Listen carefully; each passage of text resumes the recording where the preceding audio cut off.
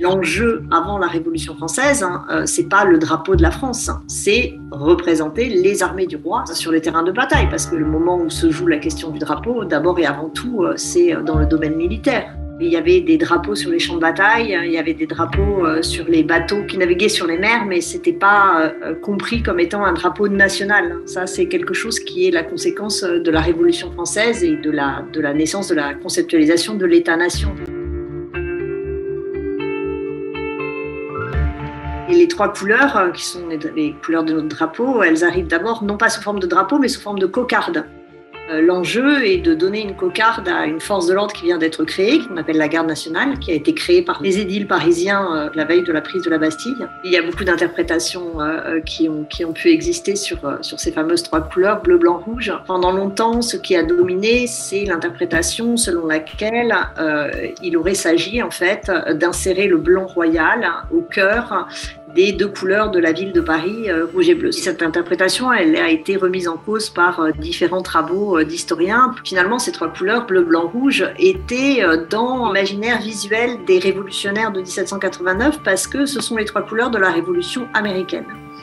Le bleu, blanc, rouge était un imaginaire, sinon séditieux, en tout cas, qui rompait avec l'imaginaire plutôt royaliste.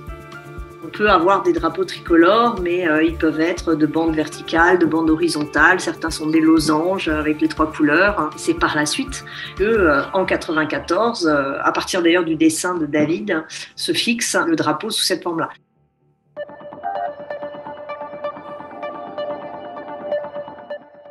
Le drapeau tricolore, qui a une naissance révolutionnaire, continue à avoir une existence sous l'Empire.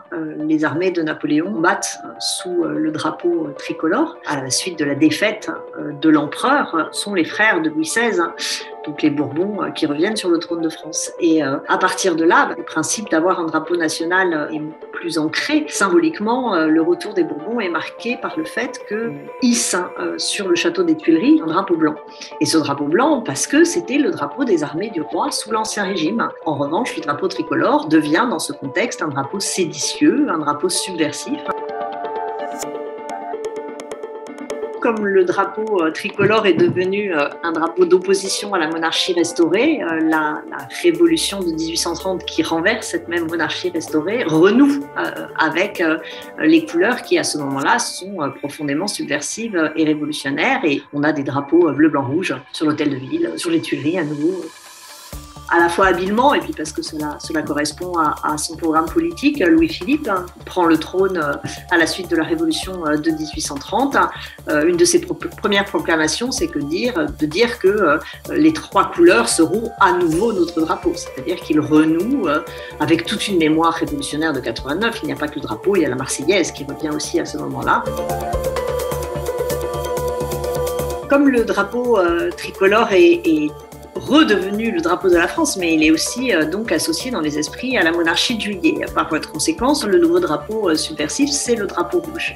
Dans la Révolution de février 1848, qui renverse la monarchie de Juillet pour instaurer à la place ce qui sera la Seconde République, des délégations d'ouvriers se présentent devant l'hôtel de ville où siège le gouvernement provisoire et réclamant que, symboliquement, pour bien marquer que la République sera une République démocratique et sociale, il y ait adoption du drapeau rouge. Et c'est Lamartine qui descend sur le parvis de l'hôtel de ville pour essayer de défendre le choix du drapeau tricolore. Et ça fonctionne. Ils arrivent à imposer ce drapeau, même si la plupart des contemporains ont conscience de la défaite symbolique que cela signifie. Et pour la faire passer, d'ailleurs, pendant quelques temps, les couleurs seront inversées. On a même parfois des cas encore mélangés, mais on a essayé de changer les trois couleurs pour marquer symboliquement la rupture avec la monarchie de Juillet. Puis on reviendra aux trois couleurs telles qu'on les connaît encore aujourd'hui.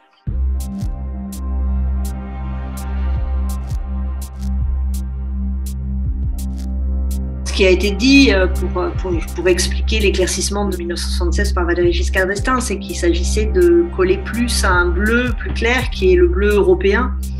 Or, on sait que cet européanisme est très présent chez Valéry Giscard d'Estaing, donc ça n'a pas non plus fait scandale particulièrement. C'est des nuances quand même assez limitées.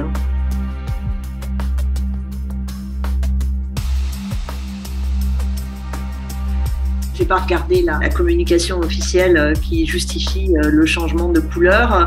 Il y a fort à penser que on ne voit pas trop la différence. De toute façon, en plus, les drapeaux ayant pour but d'être attachés à l'extérieur, de toute façon, ils se patinent avec le temps et leurs couleurs sont rarement.